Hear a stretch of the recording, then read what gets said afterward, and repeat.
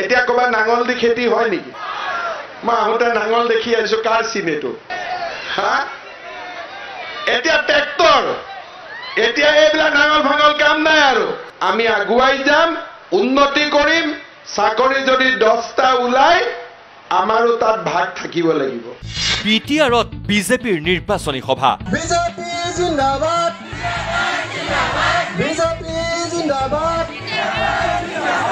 বিশাল bike ৰেলীৰে Kalaigaon মহাবিদ্যালয় খেলপথাৰলৈ আদৰণি মন্ত্ৰী ডক্টৰ হিমন্ত বিশ্ব শৰ্মা আৰু ৰাজ্যিক বিজেপিৰ সভাপতি ৰঞ্জিত দাসক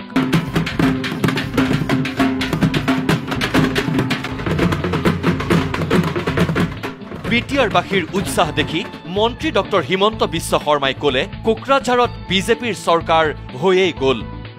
15 ডিচেম্বৰৰ ভিতৰত বিজেপিৰ সদস্যই বিটিআৰৰ মুখ্য কাৰ্যবাহী ৰূপে শপত ল'ব আপোনালোকক দেখি এনেকুৱা লাগি আছে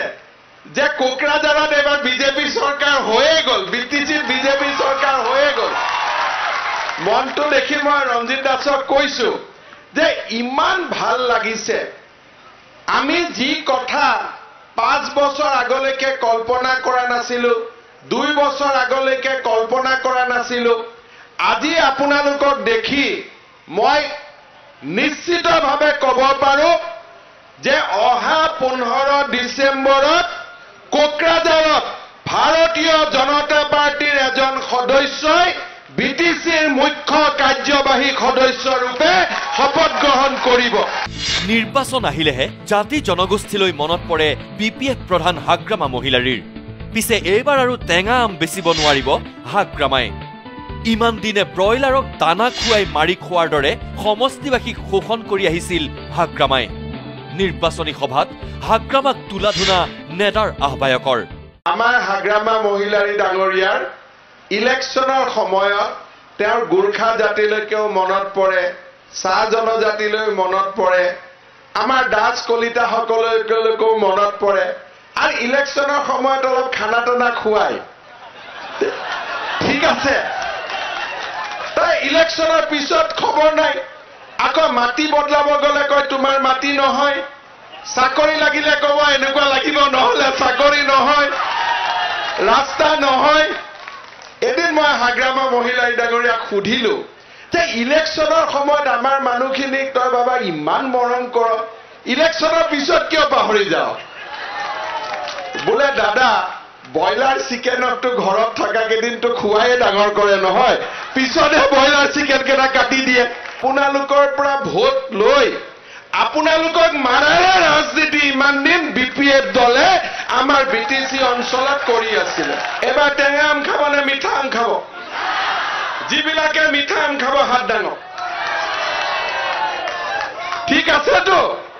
মিঠা আম খামতো টেঙা আম নাখাওঁ নহয় আৰু কেইবাৰ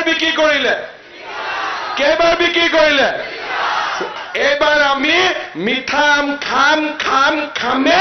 আৰু টেঙা আম আমি নাখাওঁ বিটিআৰত আৰু বিপিএফ কৰি লাভ নাই এতিয়া কোনেও কাকো ভয় নকৰিব বিপিএফৰ স্বজন্তোষণৰ নীতি এতিয়া পুৰণি হ'ল আমাৰ মাজত ভাগ কৰি বিপিএফে কৰা ৰাজনীতি আৰু নচলিব বিটিআৰত কোনোবাই যদি ভয় দেখুৱাই তেন্তে পোনপটীয়াকৈ ডক্টৰ হিমন্ত বিশ্ব শৰ্মাক খবৰ দিবলৈ আহ্বান জনালে মন্ত্ৰীগৰাকীয়ে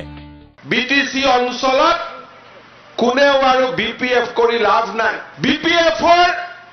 সেই স্বজন্তোষণৰ নীতি আমাৰ মাজত ভাগ কৰি সেই সময় পাৰ হৈ গ'ল কোনোবা মানুহে যদি কয় আমাৰ ভয় লাগে আমাৰ নিৰাপত্তাৰ অনুভৱ আছে মই আপোনালোকক কৈছো দিল্লীত নৰেন্দ্ৰ মোদী আছে দিছপুৰত বিজেপি আছে কোনেও গাৰ চুলিৰ নমেডাল কাকো লৰাব নোৱাৰে মই আপোনালোকক আজি আশ্বাস দিছো কোনোবাই ভয়টো খাব নেকি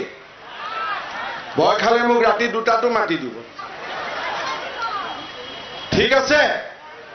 মোৰ ফোন নম্বৰ লৈ ল'ব এজনে গৈ 10টা ভোট ঠিক কৰিব লাগিব আৰু 10টা ভোট ঠিক কৰি মোক হোৱাটছআপ দিব লাগিব যে দাদা দীপক মৌৰত আমি 100% জিকাই দিম ইয়াত বেলেগ কথা হ'ব নোৱাৰে বিপিএফ দল ধন বিলোৱাত সকলোতকৈ ওপৰত গতিকে নিৰ্বাচনৰ সময়ত ধন দিলে লৈ ল'ব কাৰণ সেই পইচা আপোনালোকৰেই হাগ্ৰামাৰ ফুটবলত ইমান দিনে বিজেপিয়ে পাম্প দি আছিল হাজাৰ কোটি টকা পোৱাৰ পিছতো বিটিআৰত কিয় উন্নয়ন নহল বুলি হাগ্ৰামলৈ প্ৰশ্ন ডক্টৰ হিমন্ত বিশ্ব শৰ্মাৰ বিপিএফে পইচা পাতি বিলোৱাত ভাল যি পাই লৈ ল'ব কিন্তু ভোট নিদিব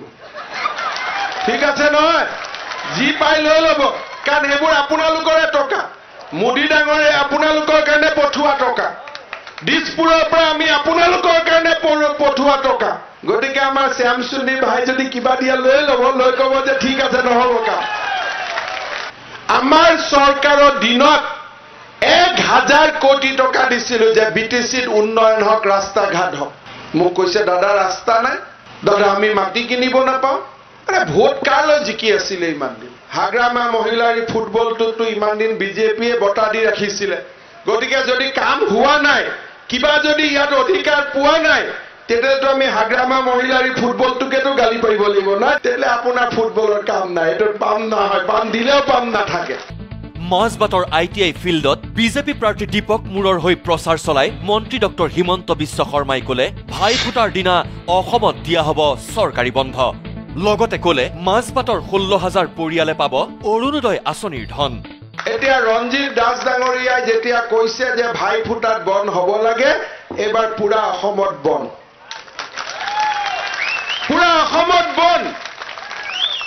কাৰণ আমি বিচাৰো যে সকলো ৰাইজে সমান অধিকাৰ পাব লাগে